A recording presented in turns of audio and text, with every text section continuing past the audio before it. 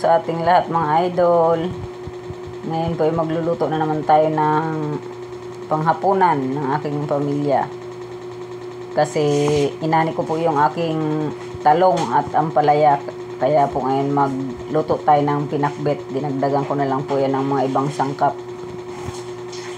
Pero at least po medyo nabawasan ng gastos kasi meron kang sariling tanong.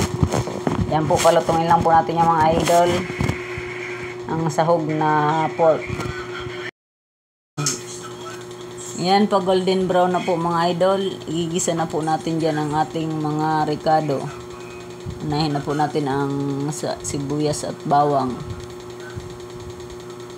At hintayin lang po natin maging translucent na.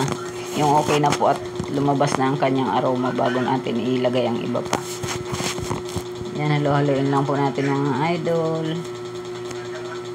Mga simpleng lutong bahay lang po yan. Pang sariling ulam lang po.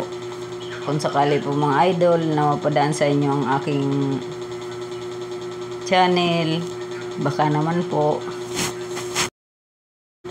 Yan mga idol, pagkatapos po natin igisa ang sibuyas at bawang, isunod na natin ang kamatis. Ganyan lang po ang pagkakaiwa ko niyan mga idol, kasi sa pinakbet malalaki lang rin po katulad ng mga gulay. Katapos po timplahan na po natin yan lang paminta. At ayan po mga idol, halo-haloin po lang natin hanggang sa medyo maluto po ang kanyang kamatis. Halo-halo lang po tayo. Yan po mga idol, okay na po yan. Isusunod na po natin dyan ang bagoong alamang pag medyo okay na po ang kamatis. Yan po mga idol. Bagoong alamang, hinugasan ko po yung mga idol kasi medyo maalat eh. Ayoko po ng pinakbet na maalat. Halo-haloin lang po natin dyan para kumapit na rin po ang lasa sa mga ricado. Ganyan na po siya idol, igisa na po natin dyan ang pinagsama-sama ko na po yan mga idol. Ampalaya, kalabasa, talong, okra. Yan po mga idol. At halo-haloin na lang po natin yan na humalo po sa kanya yung mga nauna nating iginisa.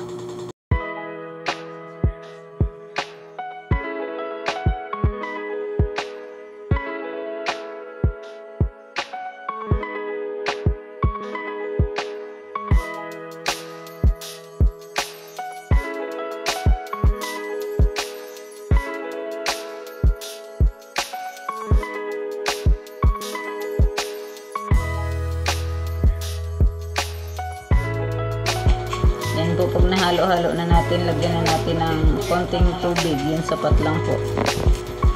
Tsaka po natin yan tatakpan. Yan, pagkatapos po nating halo-haloin at pag binuksan na po natin, kumukulo na po siya mga idol, ilagay na po natin ang iba pang mga pampalasa para tuluyan na po nating lutuin yan. Haluin po natin muli yan idol para kumapit ang kanyang nilagay na pampalasa po.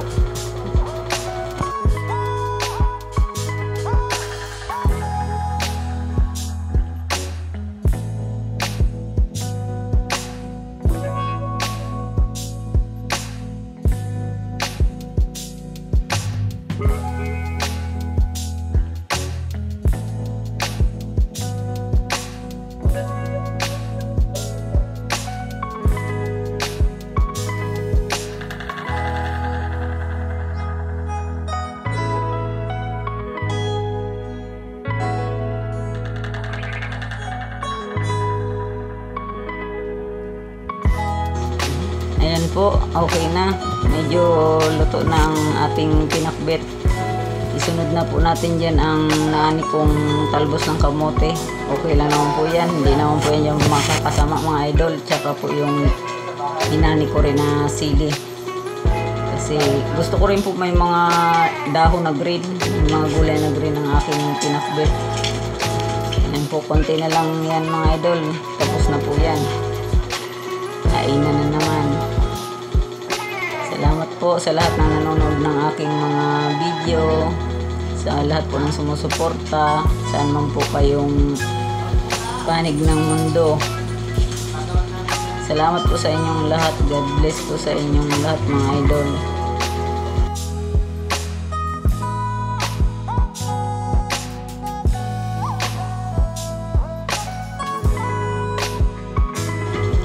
Yan po, okay na po yan.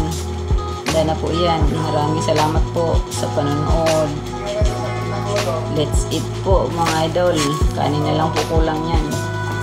Thank you po ulit.